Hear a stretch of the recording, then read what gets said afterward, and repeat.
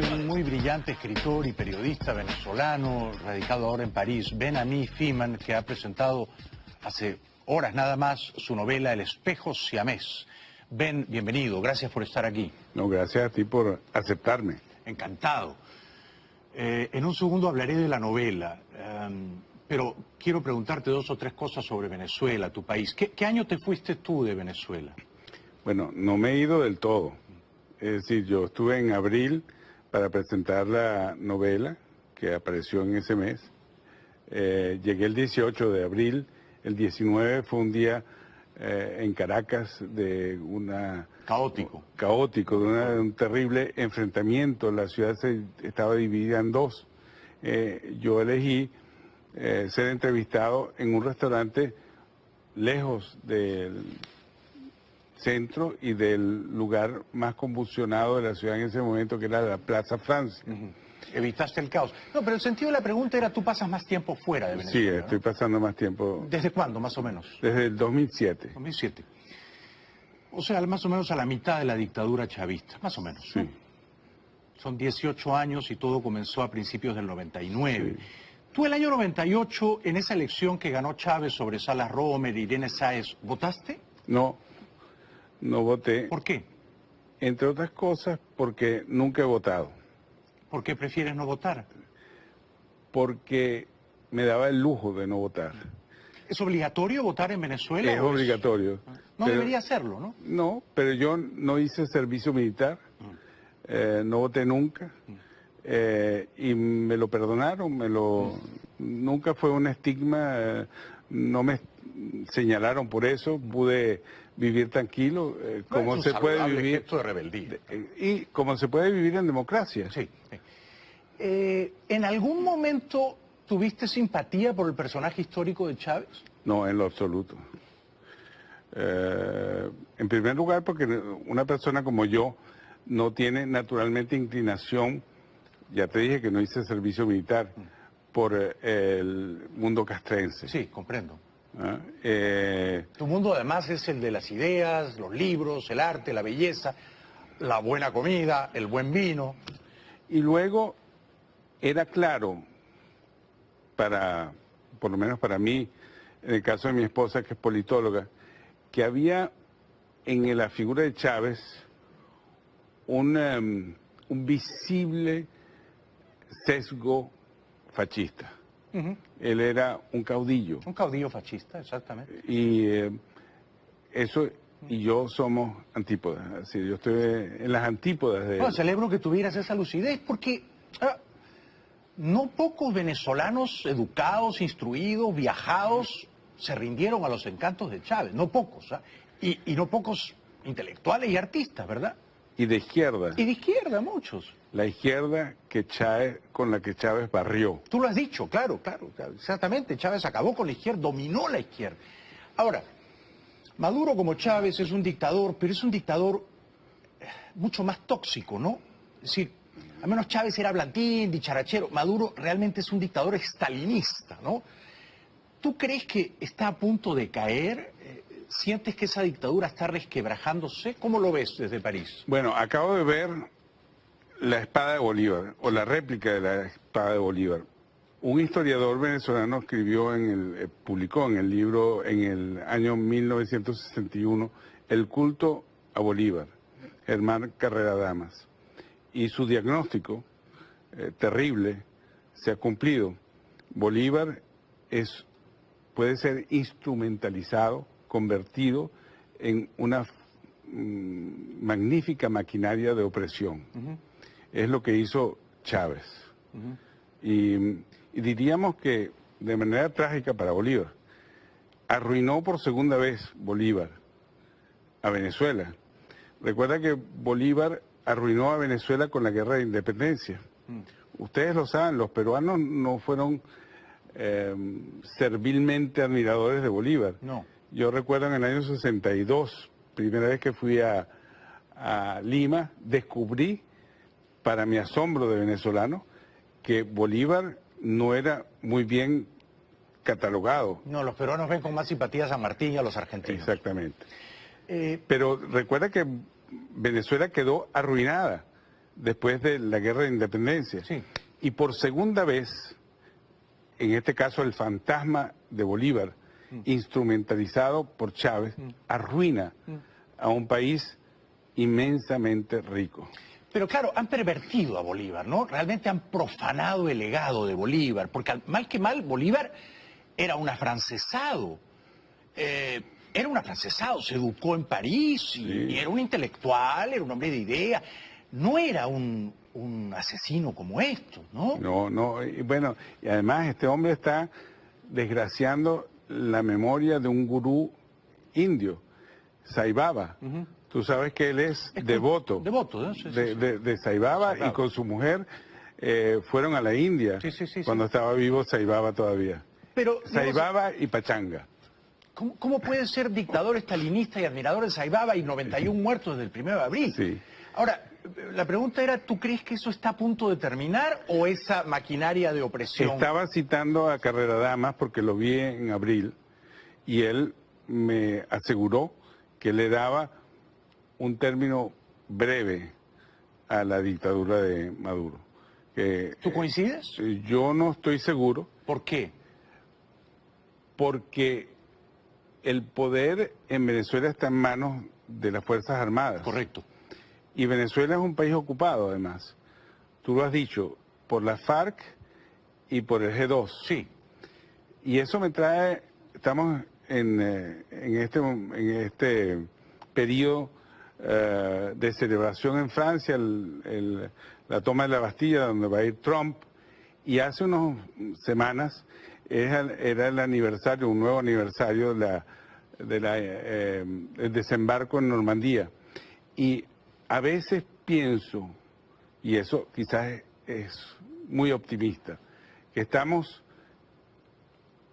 en una especie de situación análoga, de caos, como la que se dio en Francia una vez que las tropas el 6 de junio de los aliados desembarcaron en Normandía. Y los jóvenes que se inmolan en las calles de Caracas me hacen recordar a los jóvenes de la resistencia en París que murieron en todas las esquinas casi de París. Hay una placa conmemorando la muerte de algún joven de la resistencia. Es interesante lo que has dicho porque en cierto modo recoge la idea que yo agito mucho aquí en el programa de que a veces el mal hay que combatirlo con el uso de la fuerza en nombre del bien. Es decir, Europa probablemente sería una granja nazi si no fuera porque los Estados Unidos, también con británicos, también con canadienses, dijeron hay que ir a salvar Europa y desembarcaron en Francia, ¿no? O sea, a veces hay que usar la fuerza. Tú dices, Maduro funda su poder en el uso de la fuerza bruta, de las armas. La pregunta es, ¿solo con resistencia pacífica no violenta tumbaremos a Maduro? No lo creo. Yo tampoco. No lo creo. Y no sé de dónde va a venir la fuerza bruta que hay que oponerle a esa dictadura. ¿De dónde podría venir, si no de Estados Unidos? Bueno, no me pongas a decir lo que no he dicho. No, pero lo digo yo. Tú sabes que el más viejo aliado de los Estados Unidos es Francia. Y 2 veces los Estados Unidos tuvieron que intervenir para salvar a Francia. En la Primera Guerra Mundial y en la Segunda Guerra Mundial. Así que no es tan vergonzoso en determinado modo apelar a un aliado. ¿Verdad? Sí. No. Los franceses son geniales para hacer quesos, para hacer vinos. Oye, a lo mejor me van a quitar la nacionalidad a raíz de estas declaraciones. Te van a romper el pasaporte cuando vayas a Maiquetía. Porque tú sabes que ellos se dicen antiimperialistas, y cuando dicen antiimperialistas se refieren a los Estados Unidos, y no a Cuba. ¿Y qué del imperio cubano? Exactamente. No, pero además, mira, por acá vienen muchos observadores del caos venezolano y a veces me dicen, no, estamos en pleno siglo XXI, ¿cómo se te ocurre sugerir que Estados Unidos tiene que entrar? Bueno, estamos en pleno siglo XXI, pero Maduro es un dictador clásico, fascista, el típico caudillo represor latinoamericano. Y para sacarlo habrá que usar la fuerza, Ben. Bueno, no puedo afirmarlo, yo no soy político y no estoy conspirando. No estoy en este momento, yo no soy, además tampoco soy de Gaulle. Claro. me confundo. No, pero Ni a lo estoy en mejor- Londres. yo sí estoy conspirando un poco, o tratando de conspirar contigo, pero Sí. quiero decir, a lo mejor la fuerza la usarán los propios chavistas. A lo mejor hay una decisión, hay un grupo del chavismo que decide, usando la fuerza, remover del poder a Maduro. Es posible. Es un escenario. Estas cosas se dieron justamente, si continuamos con la analogía de la Segunda Guerra Mundial, se dieron en los últimos días del régimen de Vichy y de la ocupación en Francia.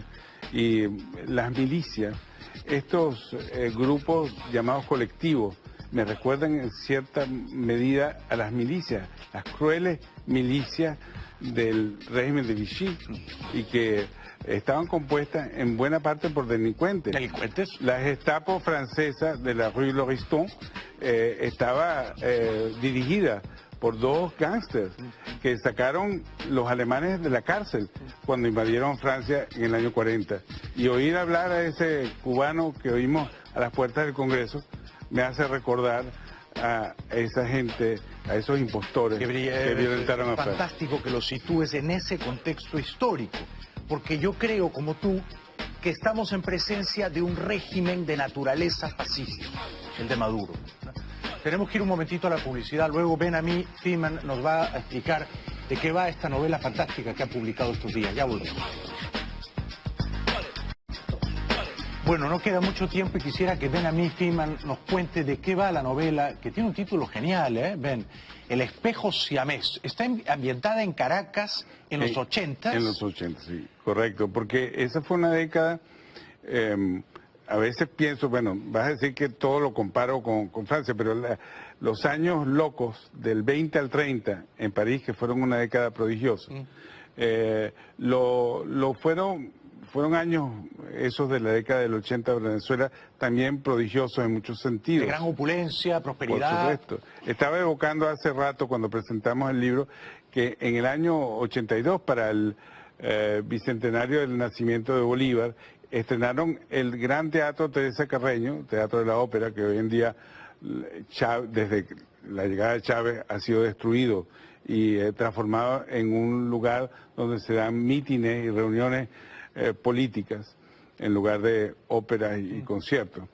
En esa época, cuando se inauguró para el Bicentenario de Bolívar, todas las noches, durante un año, ese año, 1783, nació Bolívar.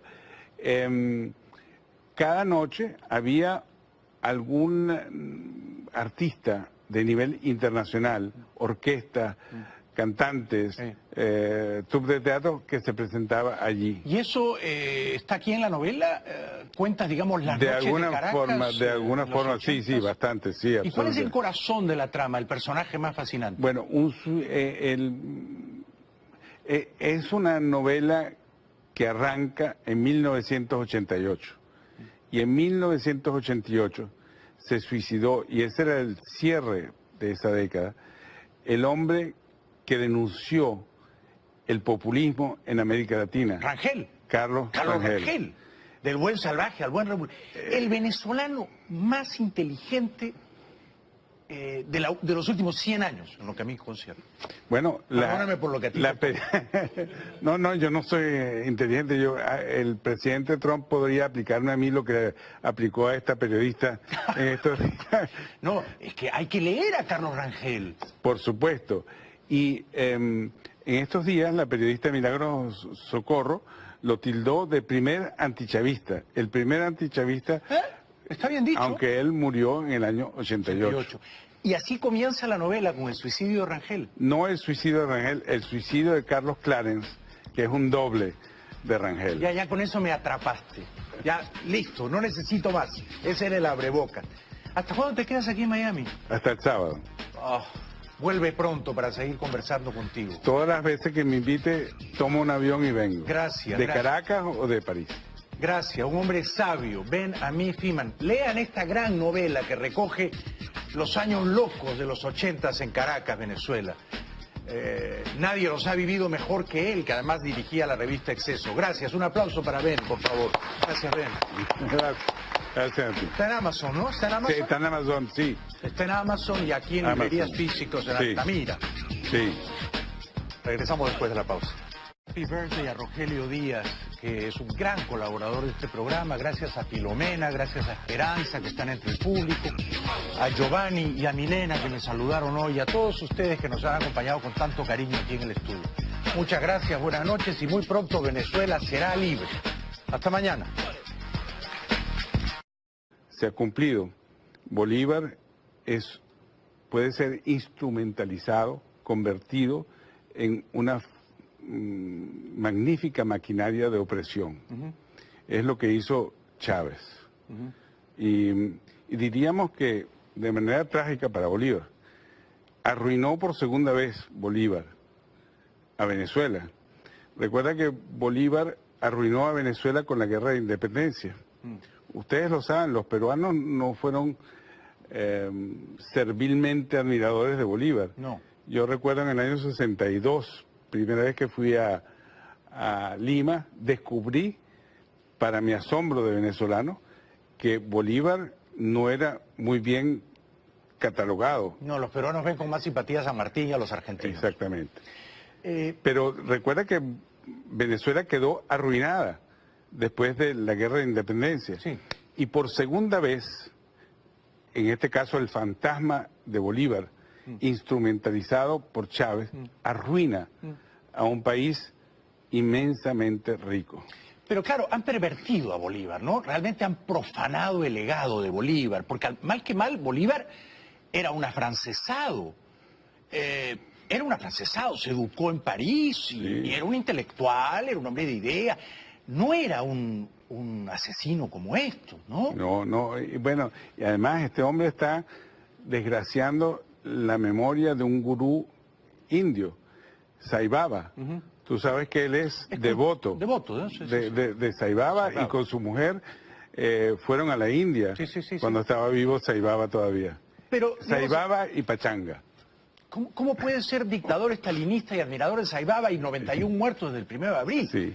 Ahora, la pregunta era, ¿tú crees que eso está a punto de terminar o esa maquinaria de opresión? ¿En algún momento tuviste simpatía por el personaje histórico de Chávez? No, en lo absoluto. En primer lugar, porque una persona como yo no tiene naturalmente inclinación, ya te dije que no hice servicio militar, por el mundo castrense. Sí, comprendo. ¿Ah? Tu mundo además es el de las ideas, los libros, el arte, la belleza, la buena comida, el buen vino.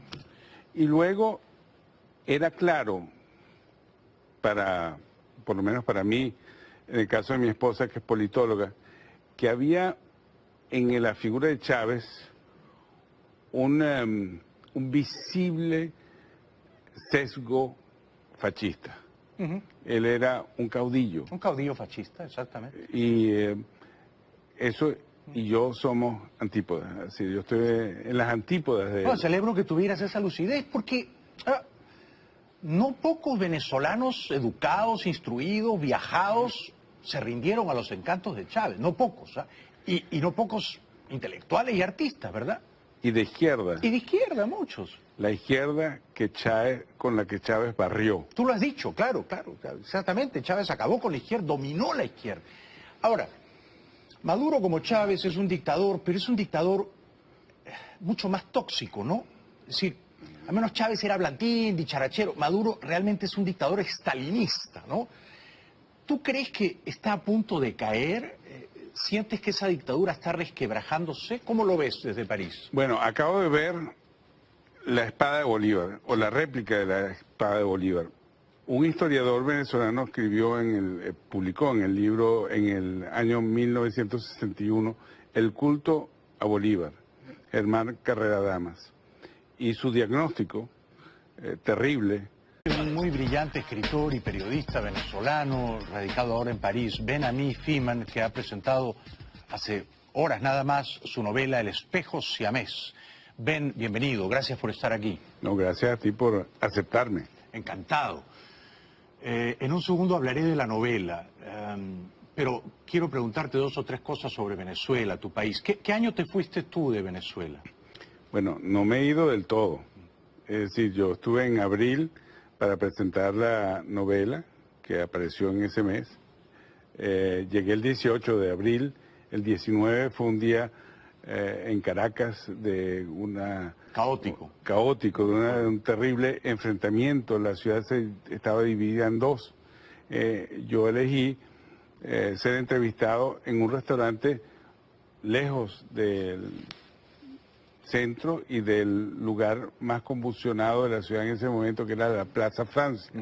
Evitaste el caos. No, pero el sentido de la pregunta era, tú pasas más tiempo fuera de Venezuela. Sí, estoy pasando más tiempo. ¿Desde cuándo, más o menos? Desde el 2007. 2007.